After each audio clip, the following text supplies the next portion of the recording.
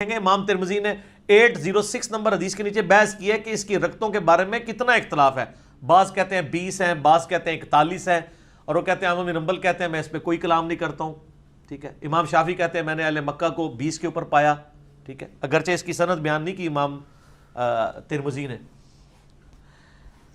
کیونکہ امام ترمذی کا تو امام شافعی سے سماع ثابت نہیں ہے, وہ تو احمد بن حنبل اور کے بھی آگے امام بخاری سے کے شاگرد ہیں. بہرحال چلیں ہم for the sake of argument ان کی یہ بے سند بات مان بھی لیں, تو دلیل تو اس سے یہ ثابت ہو گیا کہ امام ترمذی خود مانتے ہیں کہ کوئی اتفاق نہیں ہے, یہ نفلی عبادت ہے, کوئی جتنی مرضی کر لے.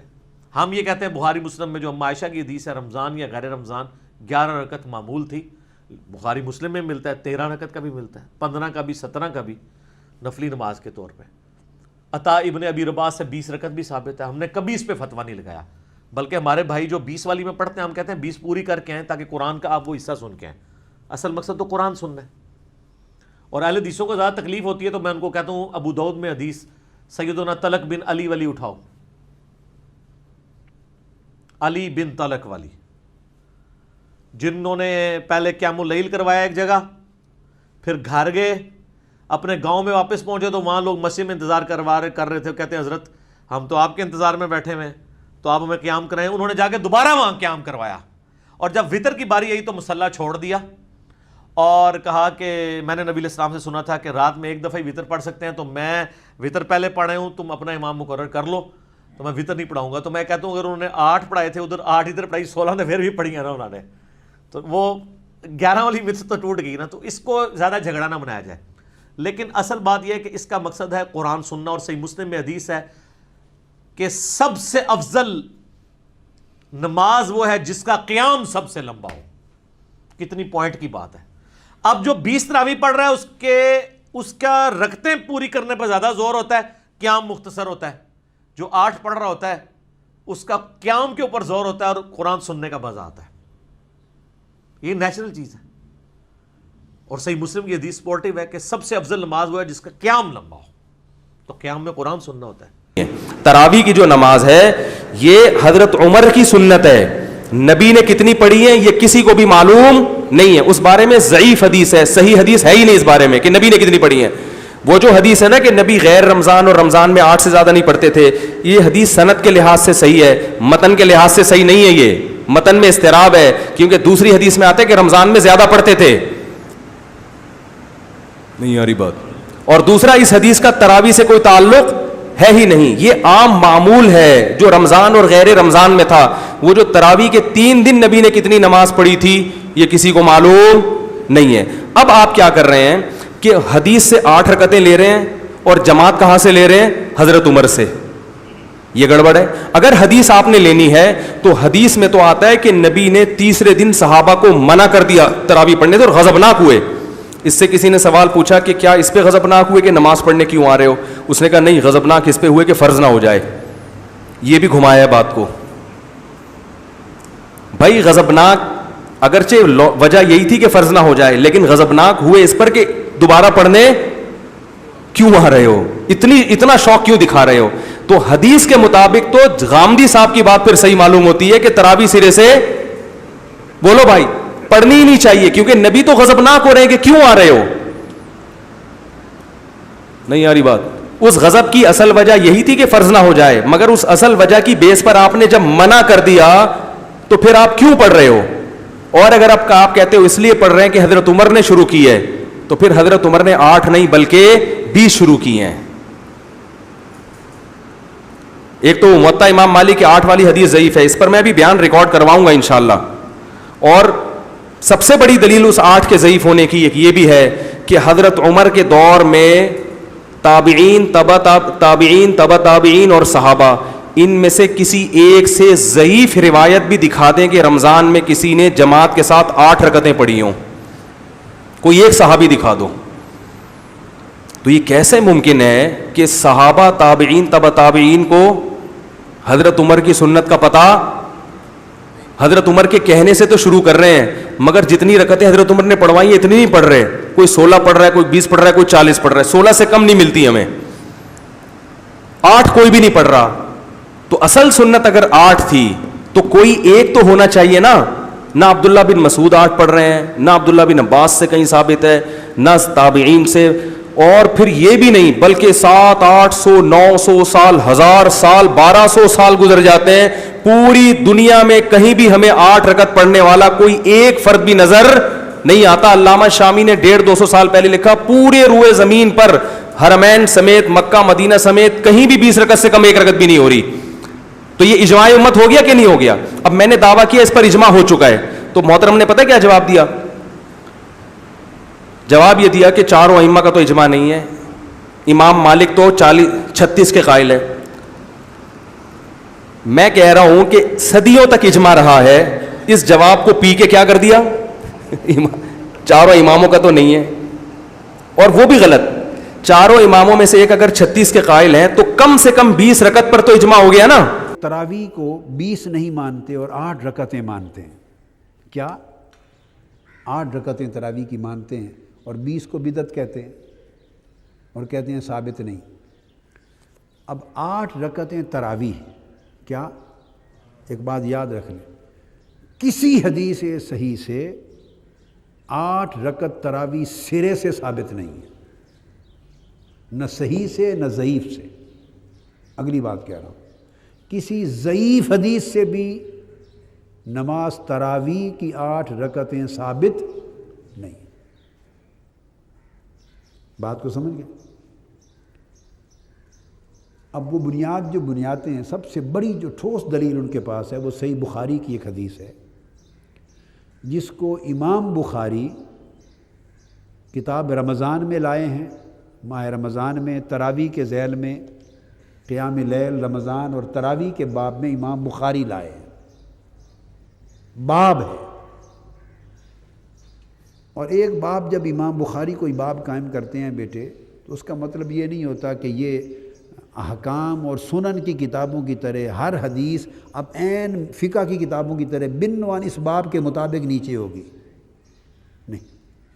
ان کا ایک نظم تبویب کا الگ ہے، کوئی نسبت مل جائے، کوئی جزئی نسبت مل جائے حدیث کے مضمون کی، لفظ کی نسبت مل جائے، لفظ مل جائے، مضمون مل جائے، حکم مل جائے، اطلاق مل جائے، واقعہ مل جائے، اس کا پس منظر، ورود کا مورد، کوئی مطابقت، کوئی مماثلت، سملیرٹی کسی قسم کی بھی اگر نسبت مل جائے تو وہ اس باب میں لے آتے ہیں، بہت ساری حدیث کو جمع کر دیتے ہیں۔ یہ وجہ ہے کہ ایک حدیث 10 12 بار بھی صحیح بخاری میں آتی۔ اس حدیث کو یہاں لکھ دیا، اسی حدیث سے ایک اور معنی معلوم ہوتا ہے، وہ اگلے باب میں بھی لکھ دیا، اس سے ایک اور معنی پر اطلاق ہوتا ہے، اگلے باب میں بھی لکھ دیا، تو 12 مرتبہ بھی بعض اوقات ایک حدیث صحیح بخاری شریف میں آتی، 7 مرتبہ آتی۔ انہوں نے اس حدیث سے جو معنی لیا تو اس کے ساتھ جو مضمون ملتا ہے اس باب میں اس کو درج کر دیا۔ تو ایک روایت ہے کہ کسی نے حضرت عائشہ صدیقہ رضی اللہ تعالیٰ عنہا سے پوچھا، یہ حدیث ہے، پوچھا کہ حضور علیہ الصلوۃ والسلام کی رات کی نماز کیسی تھی؟ کیا پوچھا؟ آپ کا قیام اللیل، رات کا قیام کیسا تھا، کتنی نماز پڑھتے تھے، کیسے پڑھتے تھے؟ سوال کرنے نے یہ بات ذہن میں رکھ لیں بیٹے، نوٹ لکھ لیں، آپ کو یہ کام آئے گی۔ سوال کرنے والے نے صلاۃ التراویح کا پوچھا ہی نہیں ہے، یہ بات بنیادی۔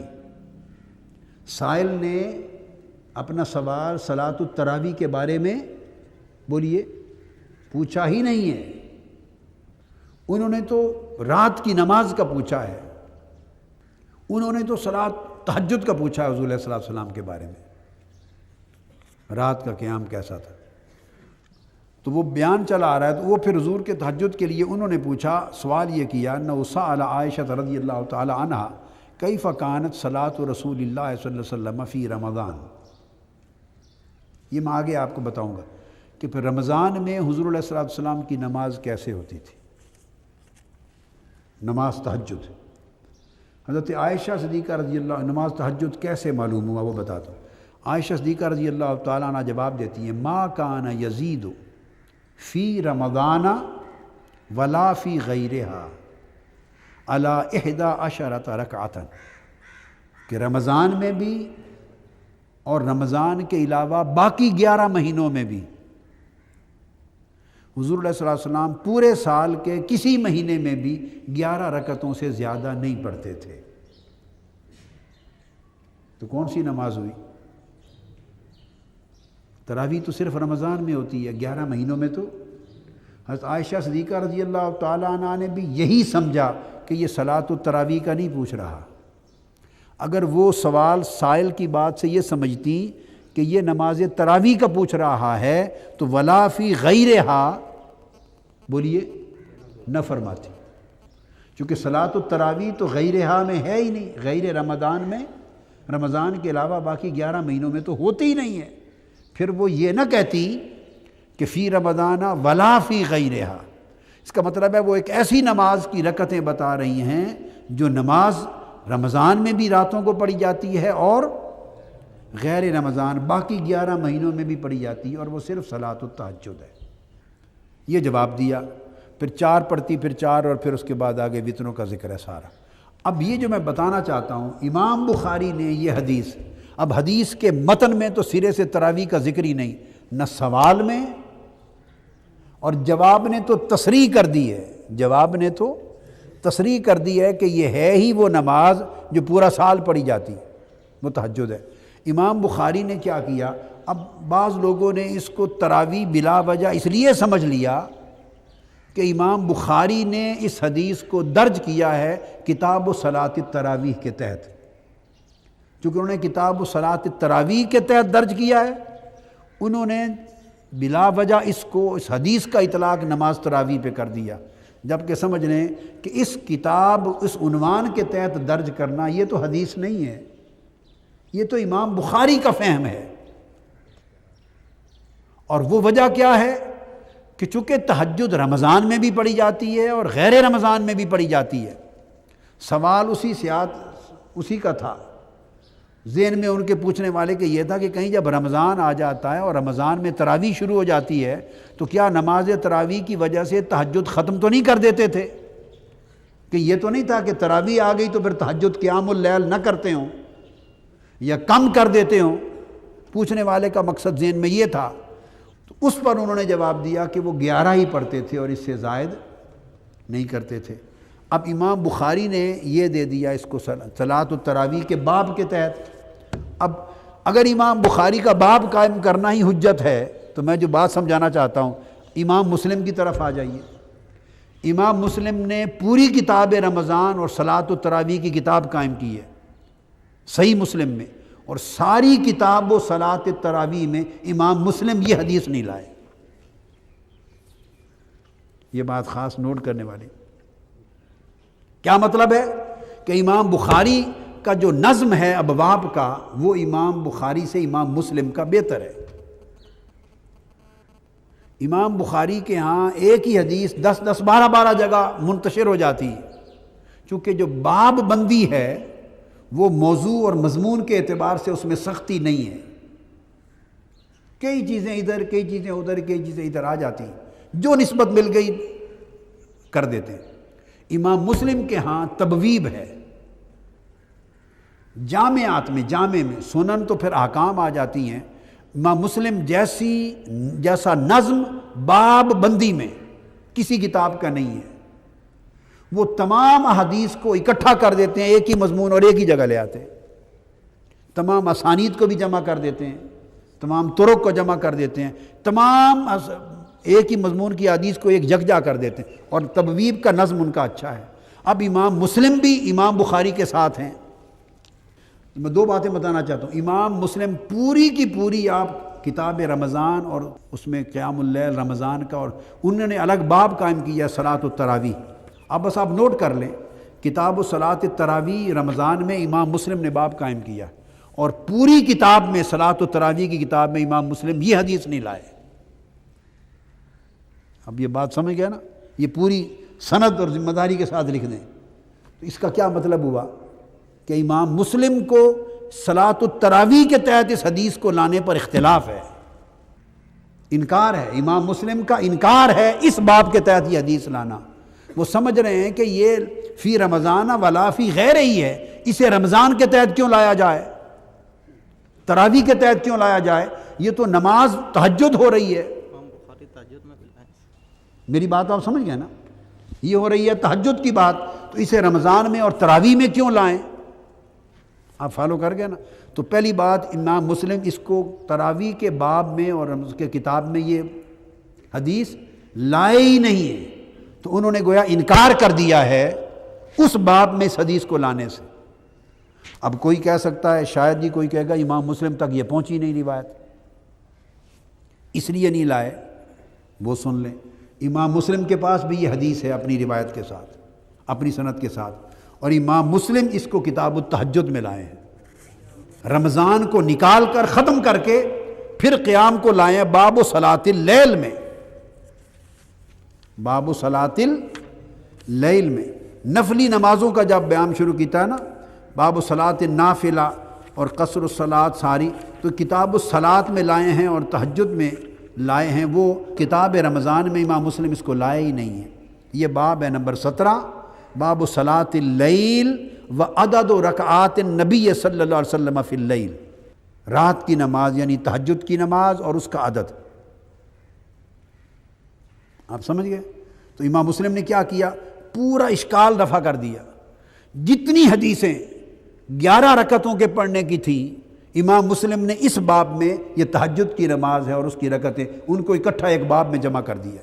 ان عائشہ رضی اللہ تعالی عنہ ان رسول اللہ صلی اللہ علیہ وسلم کان یصلی باللیل 11 رکعۃ، یہ پہلی حدیث۔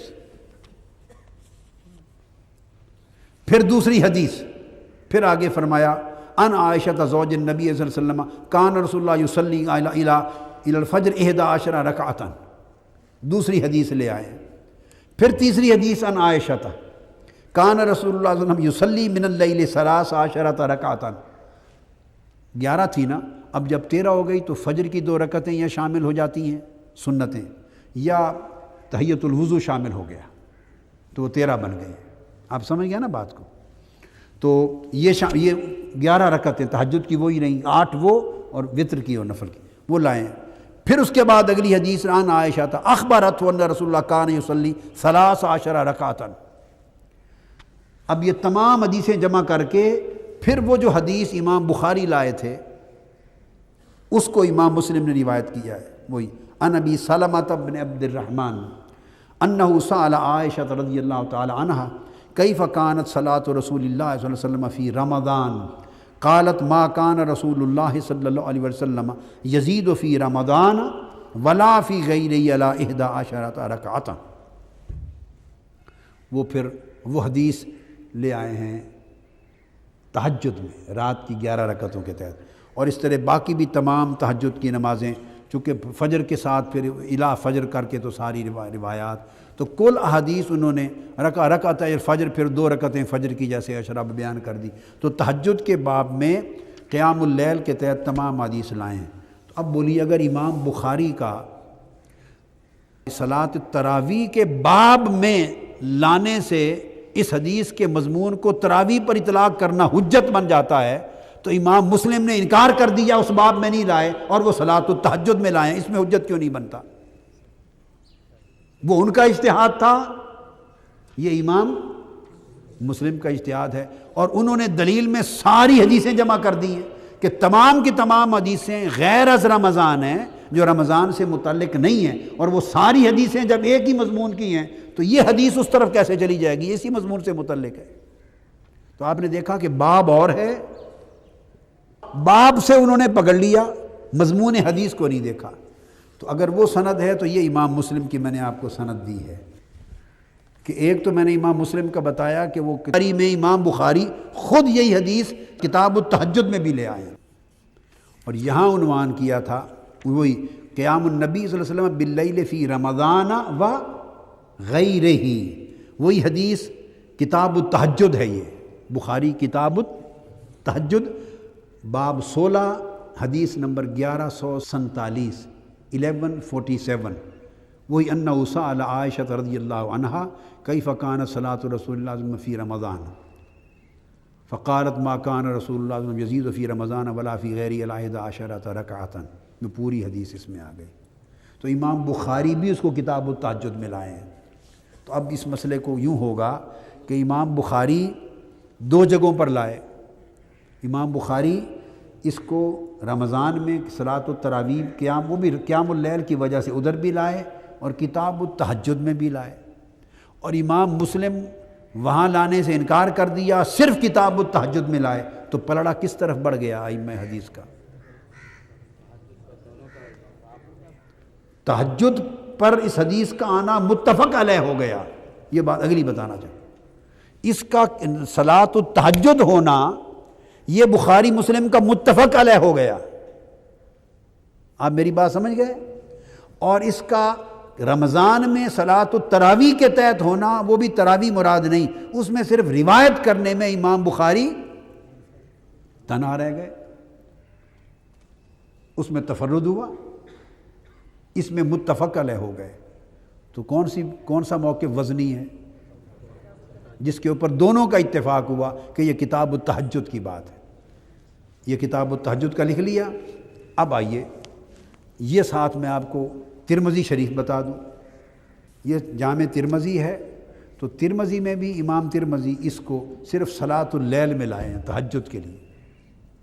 امام ترمذی بھی اس کو صلاۃ اللیل میں لائے ہیں، تہجد کے لیے لائے ہیں۔ باب ما جاء فی فضل صلاۃ اللیل، یہ تہجد کا پورا بیان چلا آ رہا ہے، صلاۃ التہجد کا، نفلی نمازوں کا ہے سارا، یعنی 4 رکعتیں عصر سے پہلے مغرب کے بعد کی، یہ نفلی نمازوں کا، اور پھر صلاۃ التہجد اس باب میں آئی ہے۔ تو رات کی نماز ہے تو اس میں صلاۃ اللیل کا ذکر کیا، اور صلاۃ اللیل میں وہی حدیث اسی سند کے ساتھ روایت کر دی کہ 11 رکعتیں رمضان میں بھی اور رمضان کے علاوہ پورا سال پڑھتے تھے۔ تو امام ترمذی کا پلڑا بھی، ووٹ بھی تہجد پہ آ گیا۔ اب یہ بات میں نے آپ کو جو کہی تھی یہ رکھ لیں، سمجھانا مقصود ایک نقطہ تھا کہ کبھی ایسا ہوتا ہے کہ اس سے یہ بھی ایک فن ہے کہ کس نے کس باب کے تحت لایا ہے، کس نے کس باب کے تحت، اس سے اس محدث کا، امام الحدیث کے فہم کا پتہ چلتا ہے، اس کے مسلک کا، اس کے مشرب کا، اس کے موقف کا، رجحان کا پتہ چلتا ہے، اور وہ رجحان اس حدیث کے معنی کو سمجھنے میں مدد دیتا ہے، ایک سند قائم ہو جاتی ہے۔ آفیشیل یوٹیوب چینل کو سبسکرائب کریں اور بیل آئیکن کلک کریں۔